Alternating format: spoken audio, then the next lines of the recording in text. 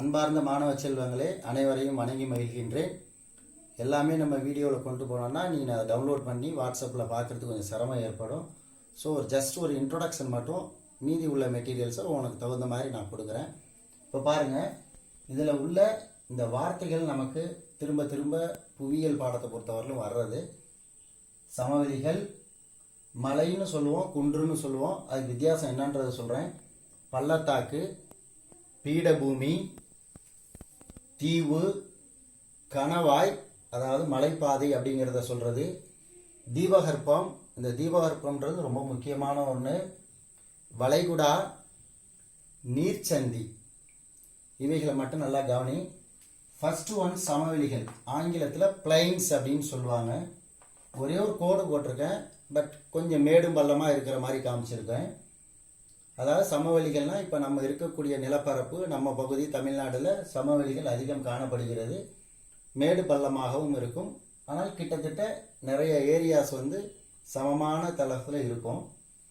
இதில் பாருங்கள், மலை மாதிரி போட்டு காமிச்சிருக்கிறேன். இதை மலைன்னு சொல்லுவாங்க, குன்றுன்னு சொல்லுவாங்க. இது ரெண்டுக்கும் விளக்கத்தை எப்படி வேறுபடுத்துகிறாங்க? கடல் மட்டத்திலிருந்து சுமார் 2000 அடிக்கு மேலே இருந்துச்சுன்னா அதை மலைகள் அப்படின்னு அழைக்கிறாங்க. அதே கடல் மட்டத்திலிருந்து 1000 அடி அளவுக்கு, அதாவது குன்றுன்னு சொல்றது மலையை காட்டிலும் உயரத்தில் குறைவு அப்படின்னு நினைச்சுக்கோ. இதுல இன்னொரு விஷயத்த சொல்லிடுறேன். இந்த மலையோட உச்சி இருக்குல்ல, அதை தான் சிகரம் அப்படின்வாங்க. ஆங்கிலத்தில் பீக் அப்படின்னு சொல்லுவாங்க. இதை மவுண்டைன்ஸ் அப்படின்னு சொல்றது. நெக்ஸ்ட் ஒன் வேலி அப்படின்வாங்க. VALLEY. வி வடிவத்தில் இருக்கு, அதே யூ வடிவத்திலையும் இருக்கும். இது என்ன? தாழ்ந்த நிலப்பகுதி. நீ நிறைய இமேஜஸ்ல பார்த்துருப்ப. ரெண்டு பக்கமும் நிலம் இருக்கும், நல்லா உயர்ந்த இடமாக இருக்கும், உயர்ந்த மலைப்பகுதியில் இருக்கும். ஆனால் தாழ்ந்து போய் இப்படி குழி பள்ளமாக இருக்கும், அது பள்ளத்தாக்கு. பீடபூமி பாருங்க. பீடபூமியோட நிலத்தோற்றம் எப்படி இருக்கும்? மலைனாக்க உச்சின்னு சொல்லிடுறோம்.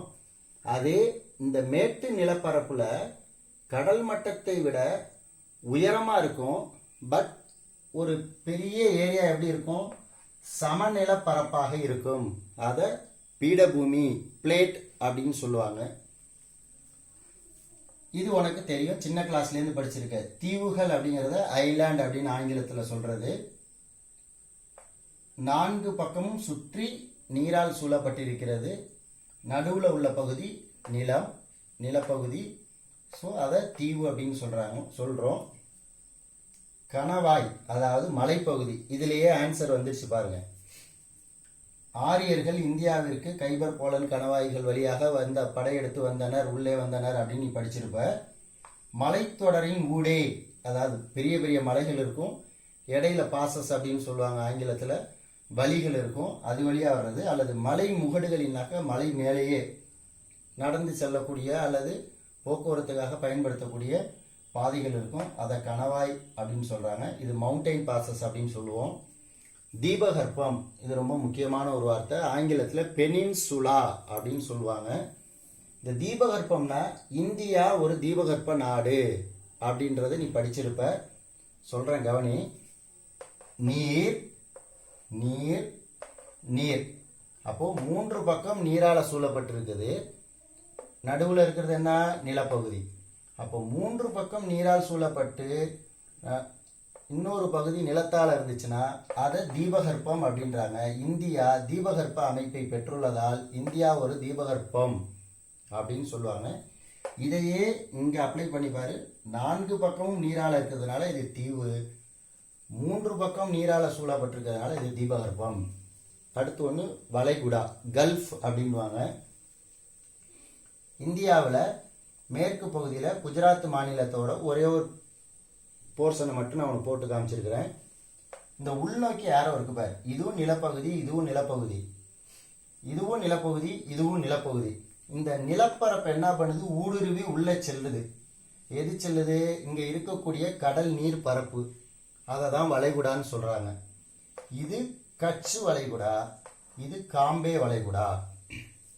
லாஸ்ட் ஒன்று பாருங்க, அது என்ன சார்? நீர்ச்சந்தி. பெரிய அளவிலான நீர்ப்பரப்பு இருக்கு. இந்த பக்கமும் பெரிய அளவிலான நீர்ப்பரப்பு இருக்குது. நடுவில் ஒரு சின்ன நீர்ப்பரப்பு இருக்குது பாருங்கள். அதை சொல்கிறது தான் நீர்ச்சந்தி. ஆங்கிலத்தில் ஸ்ட்ரெயிட் அப்படின்னு சொல்லுவாங்க. பெரிய கடலாக இருக்கலாம், பெரிய ஒரு நீர்ப்பரப்பு, இங்கேயும் உள்ள ஒரு பெரிய நீர்ப்பரப்பு, இது ரெண்டையும் சின்ன ஒரு நீர்ப்பரப்பு பிரிக்குதுல, இந்த ஏரியா தான் நீர்ச்சந்தி. ஓகே.